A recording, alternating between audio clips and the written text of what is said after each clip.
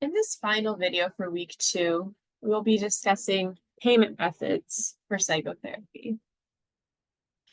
And so there are two main forms of payment for psychotherapy. We have what we call third-party payment and self-payment.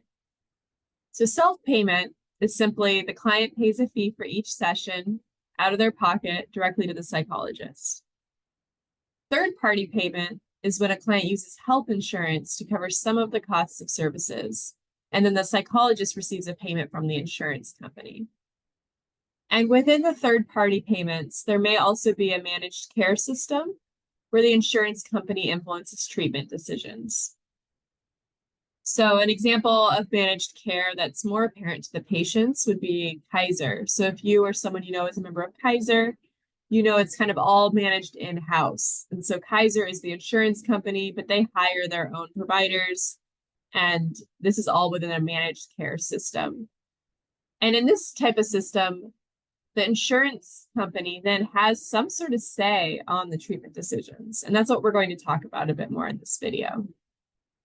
So psychologists have reported their views on managed care. This came from a research study on understanding how people view managed care.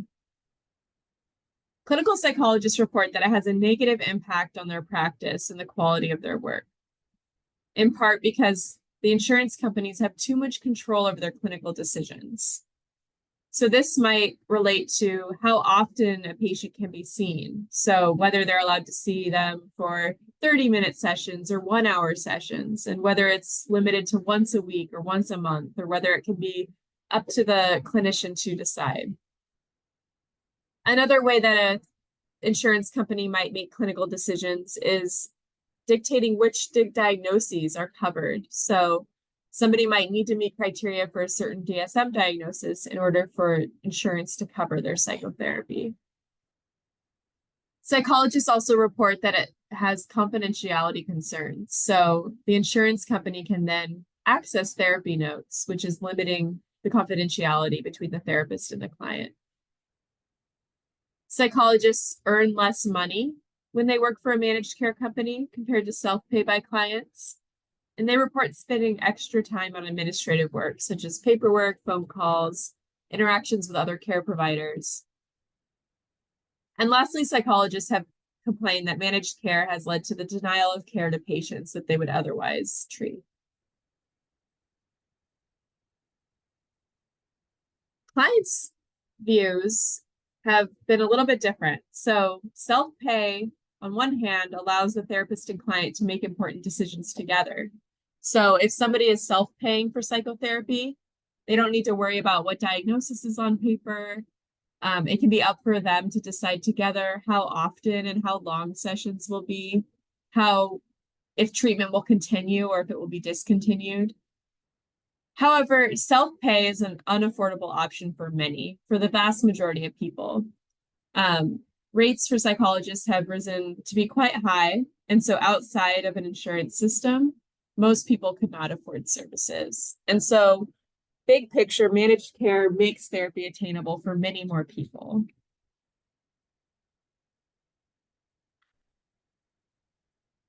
And so, one of the hot issues here is how managed care intersects with diagnosis. And this might also relate to that other topic we discussed, which is that overexpansion of mental disorders.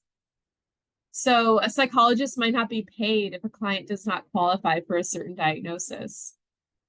And so psychologists are much more likely to diagnose mild symptoms. So in the DSM, there's a diagnosis called adjustment disorder, which if you read it kind of just sounds like it could meet anyone. So it's essentially saying that after some sort of stressful life event, somebody is experiencing changes in their mood or behavior. And so on one hand, you could say, well, that's just like a typical human response to stress, but it is in the DSM, and it is something that is often used for insurance purposes. So a psychologist can diagnose somebody with adjustment disorder, and then that will help with the payment from the insurance company. And again, some managed care organizations do dictate like the duration or the type of treatment options that are available based on a person's diagnosis and their treatment history. So it no longer is just the therapist's decision and the client's decision. It's this third party now making clinical decisions. And then I just wanted to add a note on this kind of up and coming issue. It's not in the textbook, but many states are trying to adopt new financial models for healthcare. And this might affect many types of health providers, including psychotherapists from a lot of different backgrounds. So in these new models that are called value-based healthcare, providers would be paid per member instead of per service. And then they would receive bonuses or possibly even charged penalties based on the client outcomes. So in this model, if you're working with a client who has depression, you see them for 10 sessions. So in a traditional model, you see them for 10 sessions, you get paid 10 times, once for each session. In this new model for value-based healthcare, you would get just paid to treat the client for their depression. And if you can treat it in 6 sessions, if it takes 60 sessions, you're just trying to give them the best care possible. So you're getting paid based on the number of clients, not based on the number of sessions. And you get extra money if the clients get better. So it's tied specifically to outcomes.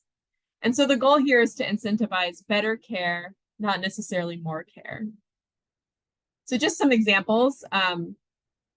For a lot of people who are uninsured or have limited insurance, they use the emergency room when they have a mental health crisis. And this is very expensive for everybody involved. And we want to, encourage higher quality care as well. So emergency room use is not the ideal situation for somebody experiencing a mental health concern.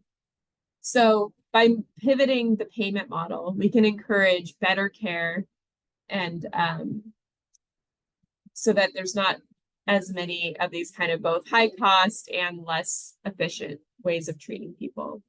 Another example is brief interventions. So with the current models, therapists might not be incentivized to treat somebody for a phobia in only 4 sessions because they're not going to make as much money.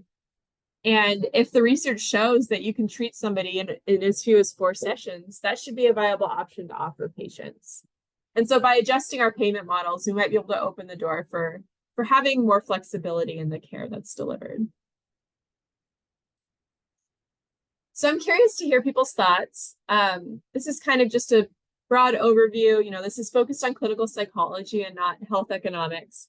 But if you have any thoughts about some considerations you might have regarding private pay, managed care, or value-based care, if you're imagining yourself, setting up your practice in a few years, what are some considerations you might make here? And that is it for week 2. So everyone feel free to comment or email me if you have any questions. Hopefully this week was fun to kind of get a look at some of the current topics in clinical psychology.